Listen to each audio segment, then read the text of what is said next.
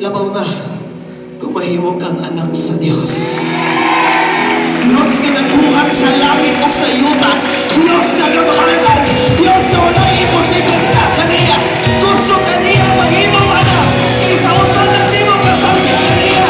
Isa, dili kaniya bilaan, dili kaniya masakaan, kaya ikaw, anak sa Diyos. Wow!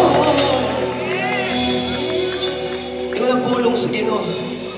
Ibistihan mga ninako ang mga lili sa katubigan. Ipaghaon magayin ako ang mga langgam sa kawanangan huwag ganina sila nagbugas. Ikaw na ba nga may bililhon ka at tubangan sa Diyos? So we are here tonight